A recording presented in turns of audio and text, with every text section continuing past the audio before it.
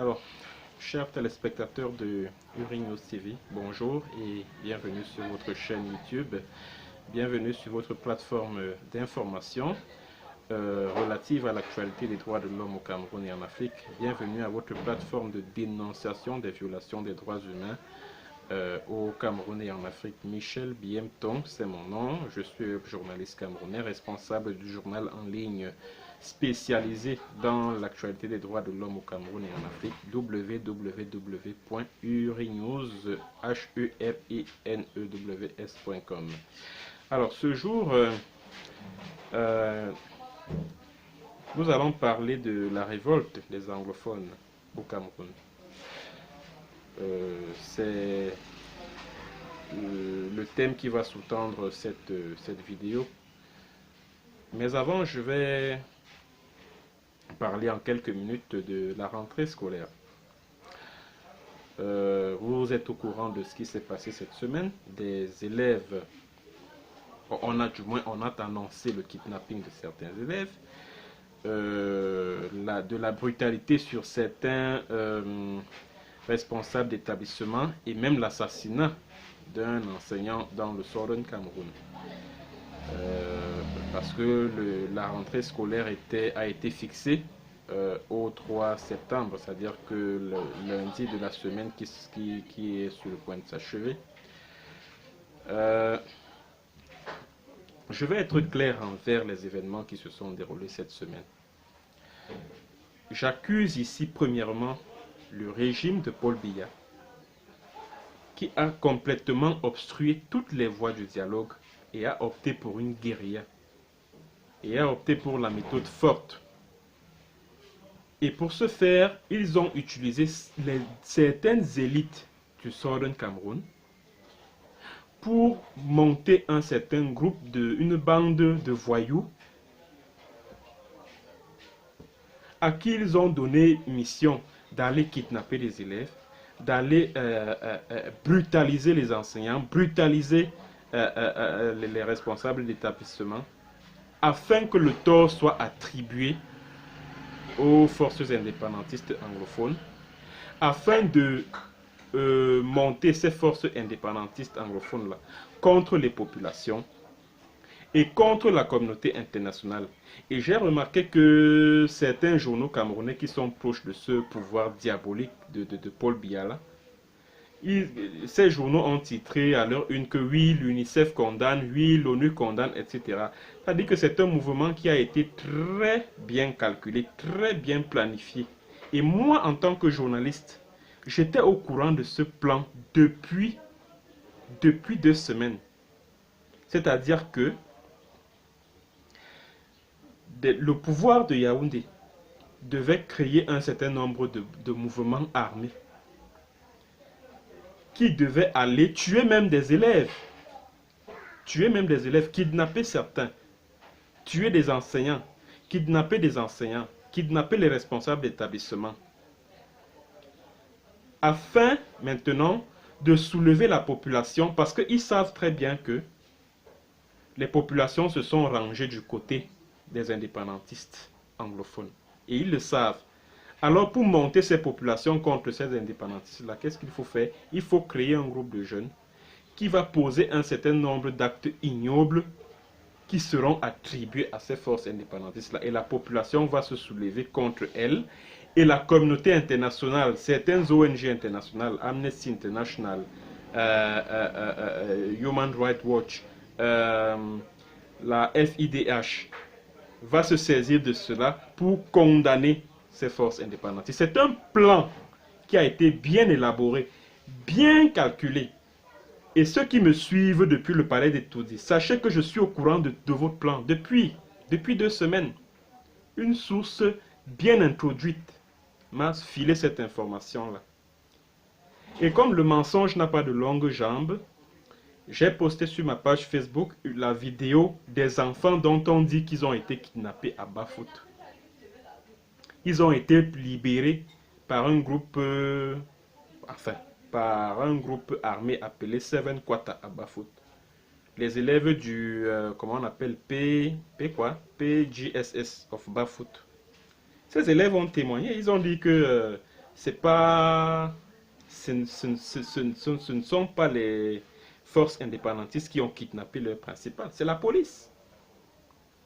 C'est la police et ça conforte justement, ça me conforte à l'idée qu'effectivement, il existe une bande un groupe de personnes qui commettent un certain nombre d'atrocités vis-à-vis de la population, lesquelles atrocités sont attribuées à ces forces indépendantistes-là, qui eux ont un objectif, qui est de lutter pour l'indépendance, pour libérer ce peuple-là.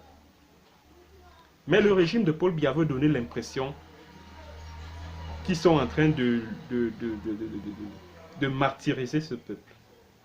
Ce n'est pas sérieux. Et qu'ils sachent, que toutes ces personnes sachent que je suis au courant de ça. Et sur ma page Twitter, je vais taguer toutes ces organisations internationales et je les tiendrai informés de tout ce qui se passe là-bas.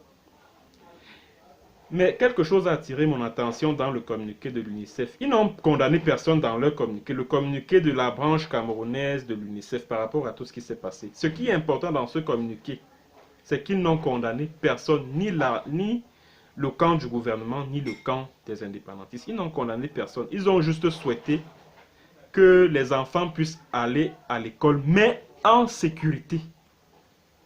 En sécurité. Ils n'ont condamné. Ce sont les soutiens inconditionnels du régime qui ont bondi dessus pour dire que non, l'ONU ou l'UNICEF condamne ce qu'ils appellent sécessionnistes, ce que moi j'appelle indépendantistes. Non. L'ONU n'a condamné personne, ni l'un ni l'autre camp. L'ONU à travers l'UNICEF bien sûr, demande que les enfants puissent bénéficier du droit à l'éducation, mais à condition qu'ils soient en sécurité. Et cela m'amène justement à dire que les parents d'élèves ne doivent pas envoyer leurs enfants à l'école dans le Southern Cameroun tant qu'ils n'ont pas la garantie que ces enfants sont en liberté. Bon, venons donc au plat de résistance. Pourquoi les anglophones se battent? Pourquoi les anglophones ont pris les armes? Pourquoi ils ont pris les armes? Moi, je ne vais pas faire dans du sentimentalisme. Je suis journaliste. Et un journaliste, c'est quelqu'un qui sait analyser un phénomène. Un journaliste, c'est quelqu'un qui fait des analyses, qui analyse un phénomène. Je ne vais pas là pour dire oui, pourquoi ils ont fait ci, oui, c'est des terroristes sécessionnistes, oui, c'est des ci, oui, c'est des ça. Je ne vais pas me mettre à diaboliser un certain nombre de personnes. Non. Je vais analyser les faits de manière froide. Alors, ce qui m'amène à faire cette vidéo, c'est ce qui est arrivé ce matin sur la route Bamenda-Babadjou. Donc, les forces indépendantistes ont pris un caterpillar, ils ont creusé la route et ils ont vandalisé tous les bus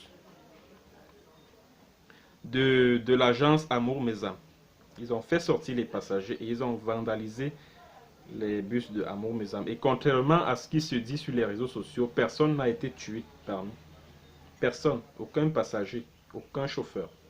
Personne n'a été tué. Ils ont cassé, ils ont vandalisé les bus de Amour Mesam. Ils ont creusé la route. Bon, nous allons revenir au cours de la vidéo sur les raisons qui les auraient poussés à le faire. Nous allons y revenir. Alors, pourquoi les anglophones ont pris les armes? Pourquoi les anglophones se comportent donc ainsi? Alors, ils se comportent ainsi parce qu'ils ont soif de liberté, parce qu'ils ont soif d'indépendance. Souvenez-vous quand la crise a commencé. Elle a commencé de manière pacifique. Les avocats anglophones, pour revendiquer la traduction en anglais de l'acte uniforme OHADA, se sont déversés dans la rue pour manifester pacifiquement. Ils n'avaient ni de lance, ni fusil, ni pistolet, ni rien. Ils n'avaient même pas un caillou sur eux. Alors, quelle a été la réponse du gouvernement face à cela? Le fouet, la matraque. Des avocats ont été brutalisés. Certains ont vu leur robe d'avocat déchirée, déchiquetée. Bon, les avocats ont été sauvagement brutalisés. Et ces avocats-là ont des frères, ont des sœurs, ont des cousins, ont des oncles, ont des tantes. Vous pouvez imaginer un peu le ressentiment. Puis les enseignants ont pris le relais. Et enfin, la population s'est déversée dans la rue pour revendiquer quoi? Le fédéralisme. Ils ont revendiqué le fédéralisme et ils manifestaient pacifiquement avec les arbres de paix.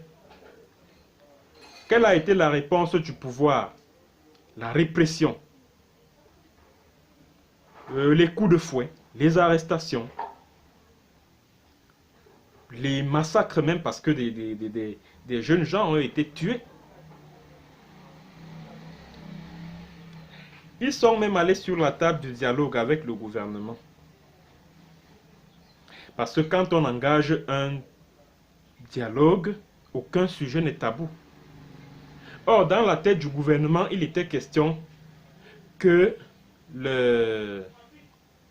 la discussion ne porte pas sur la forme de l'État. Ce qui est une absurdité. Dans tout dialogue, dans un dialogue, aucun sujet n'est tabou. Or, dans le camp d'en face, dans le camp du consortium et autres, il était question de dire que, ben écoute, si nous avons ce problème de traduction, de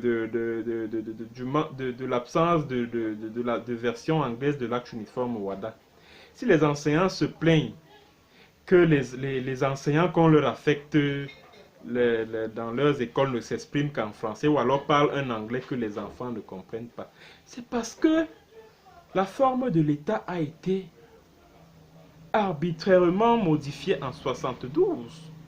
Alors pourquoi ne pas revenir au fédéralisme de... les Agborbala, les... Comment ils s'appellent? Agborbala, Fontaine Neba, Polaya Abine, tous là. Allez, on les a, les Mancho Bibixi, qui étaient même des modérés. Parce que la branche indépendantiste était minoritaire.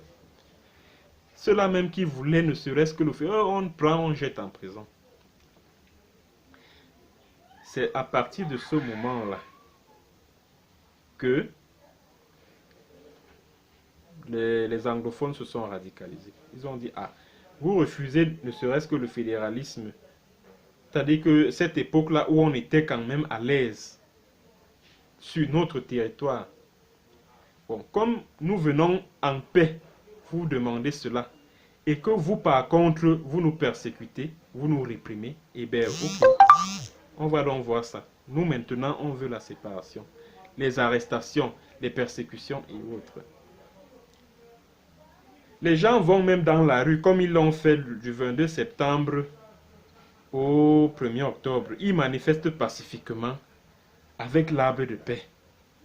On envoie les militaires tirer sur eux. Ils se disent que, mais attends, finalement, on doit donc faire comment? On manifeste pacifiquement, ce sont les problèmes. On dialogue même les problèmes. Finalement, on fait comment pour nous faire entendre? On fait comment? C'est ce qui a donc poussé ces enfants à prendre les armes. C'est ce qui les a poussés à prendre les armes. Parce que dites-vous bien que tous ces enfants qui ont pris les armes là, ce sont les anciens bensifineurs. C'est-à-dire que ceux qui conduisent les mototaxis là, ce sont les anciens étudiants. C'est-à-dire qu'ils ont cherché l'emploi et n'ont pas trouvé. Ce sont les anciens cultivateurs, des jeunes cultivateurs qui sont dans les villages là. Ce sont eux qui ont donc pris les armes. Et ils ont pris les armes, pourquoi? Parce qu'ils revendiquent leur liberté. À qui revendiquent-ils leur liberté?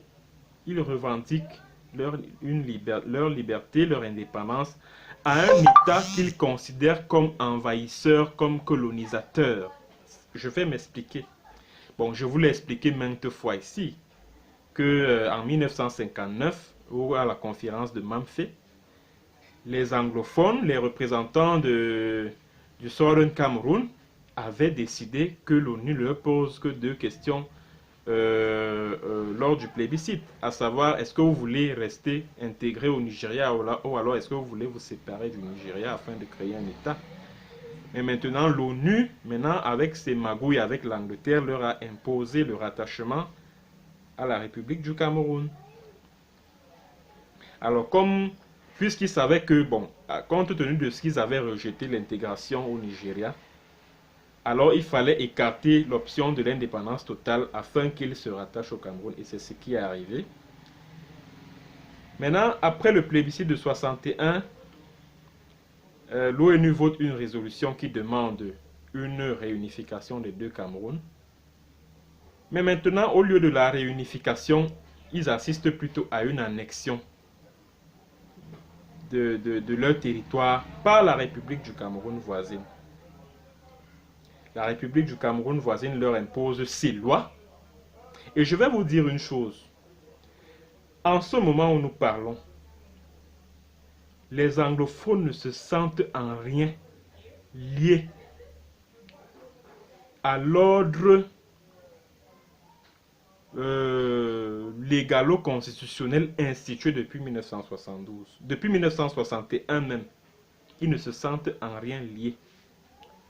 Parce qu'ils n'ont décidé de rien à la conférence de Fumban. Ce qui a été fait l'objet de discussion, c'est un projet de loi élaboré par Ahidjo et ses conseillers juridiques français. Eux, ils ont contribué à quoi là-dedans? Quelle a été leur contribution dans cette loi? Rien du tout.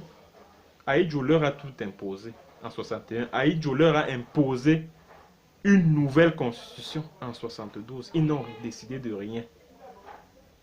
C'est contre cet envahissement.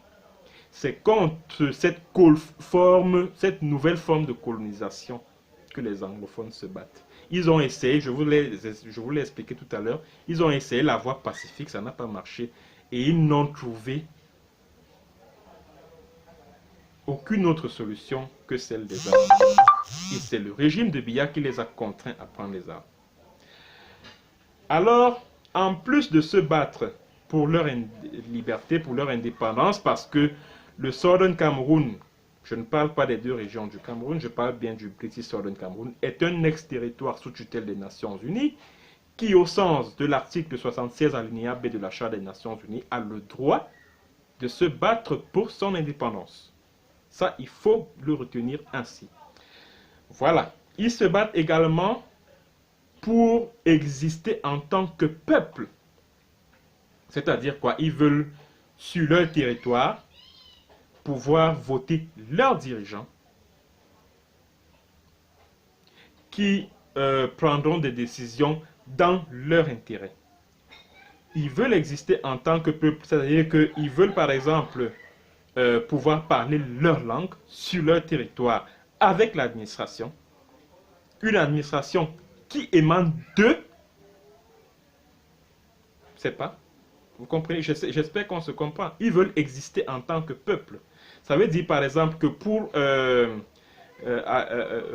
pour chercher de l'emploi, il faut bien qu'ils s'adressent à une administration qui parle leur langue, que ce soit l'anglais ou le pidgin, parce que le pidgin même, c'est même d'ailleurs le pidgin qui fait leur spécificité, les anglophones. C'est pas tellement l'anglais, hein? C'est le pidgin. Alors ils veulent être en mesure de parler ce pidgin-là, que leurs arrière-grands-parents parlent depuis des siècles et des siècles. Ils veulent être en même de parler ce pidgin-là sur leur territoire quand ils communiquent avec l'administration. En plus, maintenant, ils se battent contre qui? Ils se battent contre l'élite qui incarne cet État qui a envahi leur territoire, qui a colonisé leur territoire. Le gouvernement majoritairement francophone, et y compris leurs élites qui font partie de ce gouvernement-là, parce que dans toute révolution, dans tout combat pour l'indépendance, tous ceux qui collaborent avec l'ennemi, entre guillemets, tous ceux qui collaborent avec l'ennemi sont considérés également comme sont considérés comme des traîtres à la cause du peuple. C'est pour ça que, par exemple, bon, on va arriver à la manifestation de tout cela tout à l'heure. Alors, ils se battent contre l'élite gouvernementale.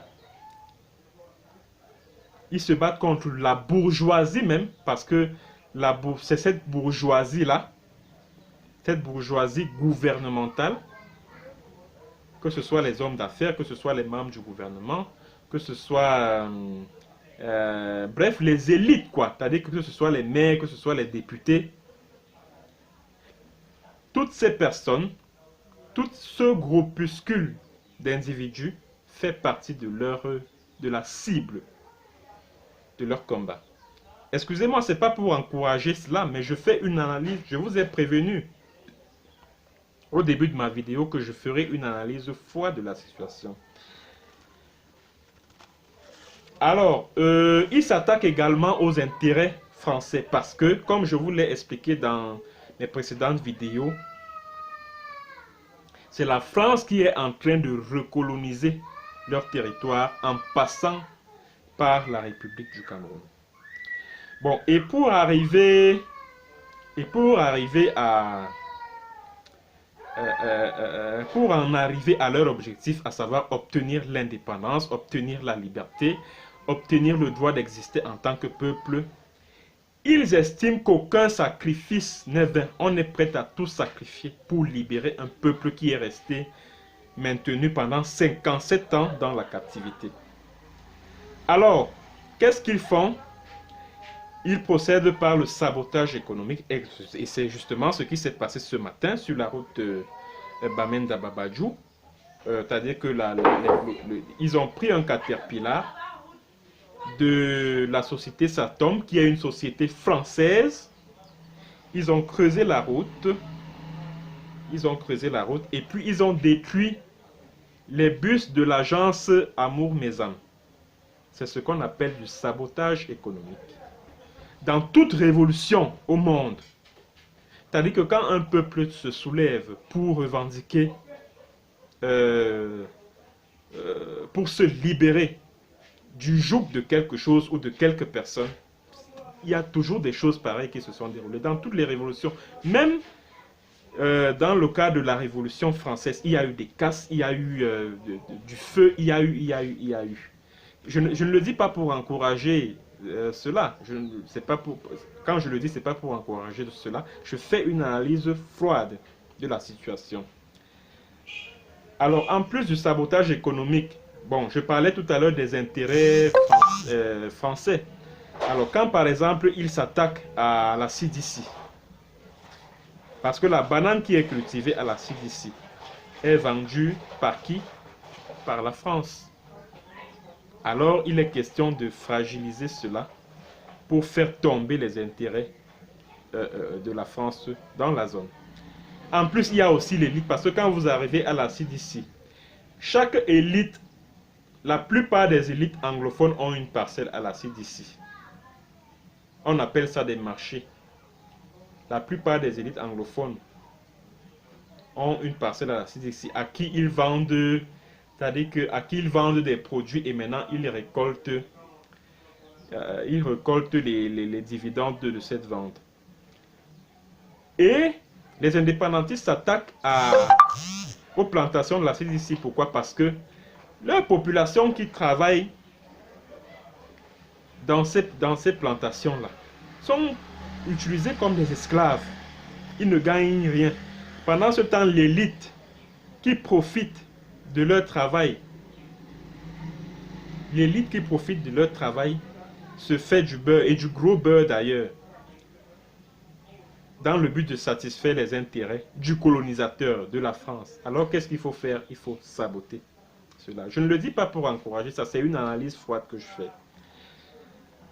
Alors, qu'est-ce qu'ils font également? Ils s'attaquent à tout ce qui incarne l'État, l'État de la République du Cameroun sur leur territoire, pour les commissariats, les gendarmeries, bref, tout ce qui incarne l'État. Et remarquez une chose, c'est que la plupart des personnes qui sont kidnappées, si ce ne sont pas les soldats, les gendarmes, les policiers, ce sont les autorités administratives, ce sont les magistrats, ce sont, bref, tous ceux qui incarnent l'État. Ce sont ces personnes qui sont kidnappées, qui sont ciblées par les indépendantistes. Ce sont ces personnes qui sont ciblées. Alors l'objectif de tout ça, c'est de quoi? C'est de fragiliser cet État colonisateur, cet État envahisseur. L'objectif, c'est de le mettre complètement à genoux et de faire renaître et de poser les bases de l'État dont il rêve. J'aimerais que vous compreniez un peu ce qui se passe dans le Southern Cameroun. Alors, est-ce que les forces indépendantistes s'attaquent aux populations? Je réponds tout de suite non. Ils ne s'attaquent pas. Elles ne s'attaquent pas aux populations. Pourquoi? Parce que c'est la population qui est leur sève vivifiante. C'est la population qui les soutient. Vous n'avez qu'à voir, par exemple, les soldats au front ont envoyé une lettre confidentielle au chef de l'État il y a quelques mois, où ils le disent de manière claire, que les populations se sentent plus à l'aise derrière les forces indépendantistes que derrière eux, l'armée camerounaise. Ça veut dire qu'ils ont un soutien au sein de la population, pour laquelle elles se battent, ces forces indépendantistes. Bon, il y a aussi la lettre que Simon Munzu, qui est un fonctionnaire international, un anglophone qui travaille aux Nations Unies, qui avait écrit à Paul Biya le 11 juillet dernier. C'est-à-dire qu'il formulait des propositions pour une sortie de crise dans la zone anglophone. Simon Munzu lui a dit de manière claire que ces populations que tu vois là, ces populations soutiennent à 100% les indépendantistes. Ce n'est pas moi qui le dis. Je convoque les faits. Donc, ces forces indépendantistes ne peuvent donc pas en train de cibler leur propre population. C'est pas possible. C'est pas possible. Donc, c'est pourquoi l'État du Cameroun doit chercher à négocier. L'État, c'est-à-dire que si cet État-là veut continuer à exister dans le Southern Cameroun, il doit chercher à négocier, à écouter ces enfants-là, parce que quand on me parle de terroristes, de sécessionnistes, etc., ces enfants ne tombent pas du ciel. C'est les enfants de toutes ces familles qui sont dans le Southern Cameroun, là, qui en ont eu marre de voir leur maman tuée, violée, leurs parents brûlés vifs dans les maisons, parce que beaucoup de ces jeunes-là, les parents sont au Nigeria, les parents sont en brousse, leurs sœurs ont été violés. Leurs frères ont été tués par les militaires camerounais. C'est pour ça qu'ils ont décidé de prendre les armes et de se venger. C'est pour ça qu'il est urgent que M. Biya et tout son état-major puissent ouvrir un dialogue avec ses enfants. Il est encore possible de récupérer ces enfants qui ont pris les armes. Il est encore possible. Mais malheureusement, il y a des petits Tintins qui sont là sur Facebook là. Ils sont toujours là en train de jeter l'huile sur le feu. Oui, Ambazochien. Oui, Ambazozo. Oui, ces terroristes sécessionnistes. Il faut les écraser, etc. Les élections auront lieu au Southern Cameroun, de gré ou de force, comme j'ai suivi tout à l'heure à Canal Presse là. Que le Premier ministre lui-même, il se rend compte que mais, ce n'est pas possible de battre campagne ici. Je vois qu'il y a quelqu'un de l'UDC qui a même dit cela à Canal Presse, sur Canal 2 International, là, que mais comment on va faire donc pour battre campagne là-bas dans une telle atmosphère? Et un autre panéliste lui dit, il y aura élection là-bas, il y aura élection dans quelle atmosphère? Qui va voter?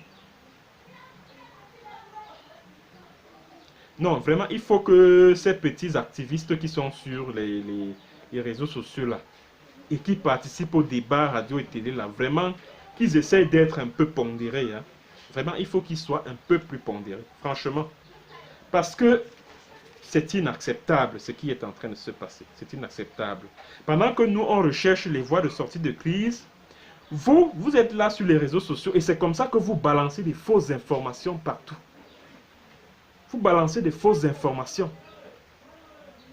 Il y a quelques jours, quelqu'un a diffusé une information là comme quoi on a neutralisé 27 séparatistes armés à Woum. Alors que ce sont de pauvres innocents qu'on a tués, que les militaires ont tués. Et ils ont jeté les corps dans un cours d'eau à Woum là-bas. Et ils viennent dire que c'est les séparatistes armés qu'ils ont. Vous voyez à quel degré de cynisme, de méchanceté, de bêtises, de conneries nous avons atteint. Vous voyez? Vous voyez ça?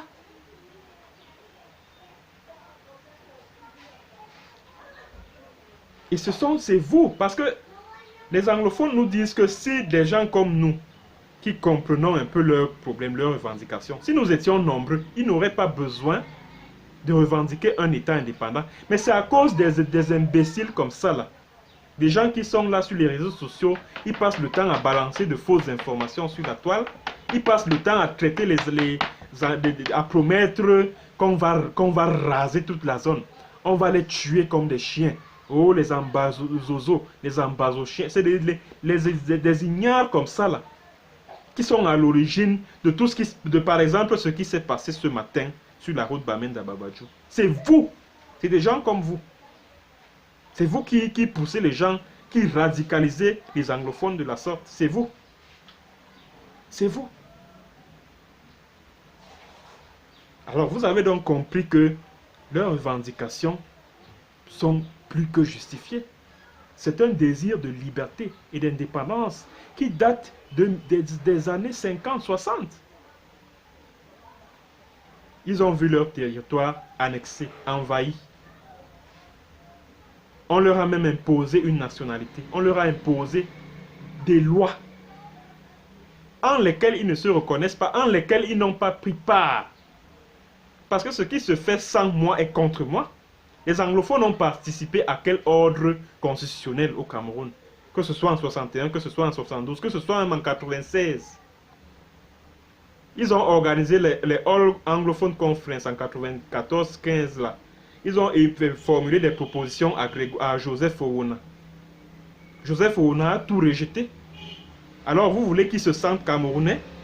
Ils ne le sont pas. Et vous voulez qu'ils obéissent à vos lois, les lois les lois dont ils n'ont pas pris part à l'élaboration. Ils ont bel et bien le droit de revendiquer leur indépendance et vous devez le comprendre. C'est donc le message que j'avais à votre endroit ce jour, chers téléspectateurs. Merci de m'avoir suivi et on se donne rendez-vous dans quelques jours pour un autre thème et pour une autre vidéo. Allez, bon dimanche à tous.